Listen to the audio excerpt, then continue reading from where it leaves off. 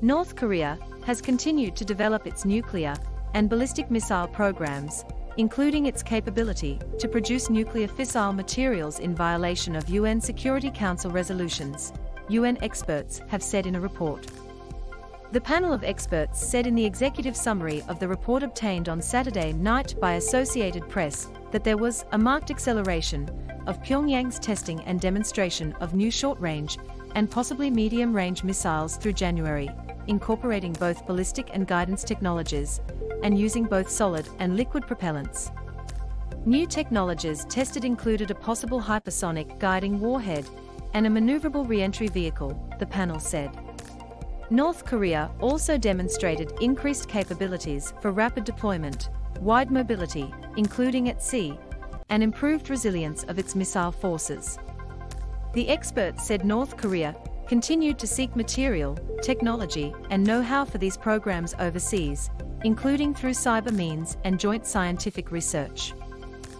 A year ago, the panel said North Korea had modernized its nuclear weapons and ballistic missiles by flouting UN sanctions, using cyber attacks to help finance its programs and continuing to seek material and technology overseas for its arsenal, including in Iran.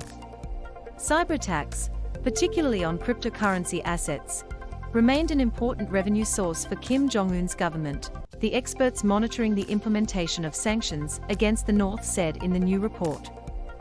In recent months, North Korea has launched a variety of weapons systems and threatened to lift the 4-year moratorium on more serious weapons tests, such as nuclear explosions and ICBM launches. In January, there were a record 9 missile launches, and other weapons it recently tested include a developmental hypersonic missile and a submarine-launched missile. The Security Council initially imposed sanctions on North Korea after its first nuclear test explosion in 2006 and made them tougher in response to further nuclear tests and the country's increasingly sophisticated nuclear and ballistic missile programs.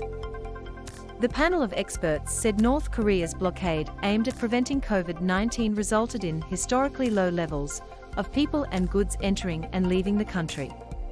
Legal and illegal trade, including in luxury goods, has largely ceased, though cross-border rail traffic resumed in early January, it said. The panel has previously made clear that North Korea remains able to evade sanctions and to illicitly import refined petroleum, access international banking channels, and carry out malicious cyber activities. UN sanctions ban North Korean coal exports, and the experts said in the new report that although coal exports by sea increased in the second half of 2021, they were still at relatively low levels. The quantity of illicit imports of refined petroleum increased sharply in the same period, but at a much lower level than in previous years, the panel said, adding that direct deliveries by non-North Korean tankers has ceased and only tankers from the North delivered oil. A marked change of methodology, probably in response to COVID-19 measures. The experts said North Korea also continued to evade maritime sanctions by deliberately obfuscated financial and ownership networks.